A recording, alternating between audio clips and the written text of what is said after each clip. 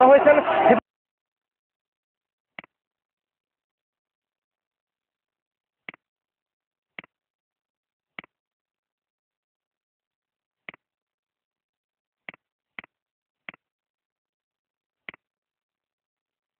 তার নাস্তিক মোর্চাদের শাস্তি দাবি করেছেন। দেশের বিভিন্ন প্রান্ত থেকে আসা হাজার হাজার নেতাকর্মী যারা বলছেন ইমান আকীদা রক্ষার আন্দোলন তাদের, কোনো ক্ষমতার মোহে তারা এখানে আসেননি। তারা নাস্তিক মোর্চাদের ফাঁসির দাবি জানিয়েছেন বারবার। সকাল থেকে বিভিন্ন প্ল্যাকার্ড ব্যানার হাতে নিয়ে তারা এখানে মিছিলে হাজির হয়েছেন, অবরোধ করছেন। তারা বলছেন শান্তিপূর্ণ কর্মসূচি বাস্তবায়ন করার জন্য তারা পুরোদমেই অবস্থান করবেন এখানে, এবং আল্লামা শফি সাহেবের যে কোনো নির্দেশনা বাস্তবায়ন করার জন্য তাদের জীবন প্রাণ বিসর্জন দেওয়ার জন্য তারা বিভিন্ন বক্তব্যে আমাদের জানিয়েছেন। আমরা কথা বলেছি এখানকার ঊর্ধ্বতন পুলিশ কর্মকর্তাদের সঙ্গে। তারা আমাদের যে বিষয়টি জানিয়েছেন যে এরা শান্তিপূর্ণ যে কোনো অবরোধ হলে সেখানে তারা কোনো বাধা কিংবা বিঘ্ন সৃষ্টি করবে না, তবে কোনো বিশৃঙ্খল সৃষ্টি হলে সেই বিষয়টি তারা পরবর্তীতে বিবেচনা রাখবে।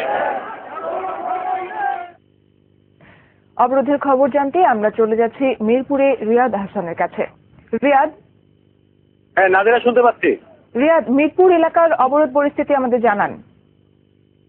নাদিরা, আমি যেমনটি এর আগে বলেছিলাম যে হেফাজতে ইসলামের আজকের যে অবরোধ কর্মসূচি, এই অবরোধ কর্মসূচি উপলক্ষে রাজধানীর বিভিন্ন প্রবেশ মুখে তারা তাদের অবস্থান কার্যক্রম সচল রেখেছে এবং এই মুহূর্তে আমি দাঁড়িয়ে আছি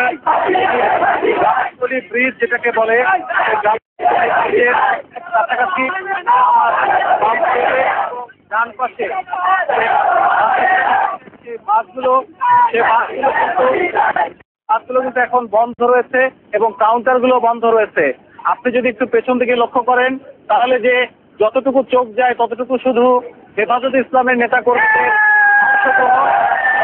হেফাজতে ইসলামের নেতাকর্মীরা বিভিন্ন ভাবে জগাতে তারা ফাঁসি দাবি করছে এবং তারা তাদের কপালে নাস্তিকদের ফাঁসি চাই এবং নাস্তিকদের ফাঁসি চাই এবং অবরোধ তারা কতক্ষণ পর্যন্ত চালিয়ে যাবেন যতক্ষণ না পর্যন্ত সরকার তাদের ১৩ দফা দাবি না মেনে নেয়।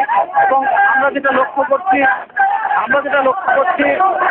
সেটা হচ্ছে যে বেলা যতই বাড়ছে ততক্ষণ আবহাওয়ার প্রতিকূলতার যে বিষয়টি সেই বিষয়টি ধীরে ধীরে কাটিয়ে তারা উঠছেন এবং বর্তমানে এখন কিন্তু হালকা রোদ রয়েছে, বাতাস রয়েছে।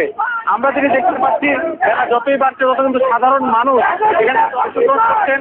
কেউ কেউ তাদের ব্যক্তিগত উদ্যোগে কিন্তু পানি খাওয়াচ্ছেন। আমরা দেখতে পাচ্ছি ডক্টরস অ্যাসোসিয়েশন অফ বাংলাদেশ র্যাবের সহযোগিতা একটি অ্যাম্বুলেন্স কিন্তু দাঁড়িয়ে আছে। এখান থেকে তারা চিকিৎসা কার্যক্রম চালাচ্ছেন এবং ফ্রি স্যালাইন, পানি এবং সাধারণ যে চিকিৎসা সেই চিকিৎসার ব্যবস্থা কিন্তু তারা করেছেন। এছাড়া অনেকেই শরবত খাওয়াচ্ছেন, পানি খাওয়াচ্ছেন এবং অনেকে শশাও কিন্তু নিয়ে এসছেন এবং অনেকে আমাদেরকে বলেছেন এখানে যারা অবস্থান করবেন তাদের দুপুরে খাবারের কোনো সমস্যা হবে না ইনশাআল্লাহ। এবং তারা এই জায়গাটা ছাড়বেন না যতক্ষণ না পর্যন্ত আল্লামা শফি সাহেব তাদেরকে নির্দেশনা না দেন এবং তারা ভিতরে প্রবেশ করবে কিনা এই বিষয়টি আমরা তাদের নেতাকর্মীদের কাছে জানতে চেয়েছিলাম। নেতারা আমাদেরকে যেটি জানিয়েছেন আল্লামা আহমদ শফি দুপুরের পর তাদেরকে যে নির্দেশনা দেবেন সেই নির্দেশনা অনুসারে তারা শহরের ভেতরে প্রবেশ করবেন হয়তোবা। এই ছিল আমার কাছে সর্বশেষ পরিস্থিতি। রিয়াদ, আপনাকে ধন্যবাদ। দর্শক, মিরপুর থেকে কথা বলছেন আমাদের রিপোর্টার রিয়াদ হাসান।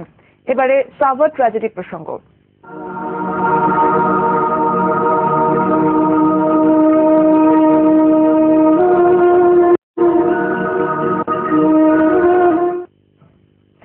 সাভারের রানা প্লাজার ধ্বংসস্তূপ থেকে আজ সকালে আরো 5টি লাশ উদ্ধার করা হয়েছে। এতে লাশের সংখ্যা দাঁড়ালো 569-এ। আর উদ্ধার কাজে ধীর গতির অভিযোগ থাকলেও সংশ্লিষ্টরা বলছেন নিরলসভাবেই চলছে ধ্বংসস্তূপ সরানোর কাজ।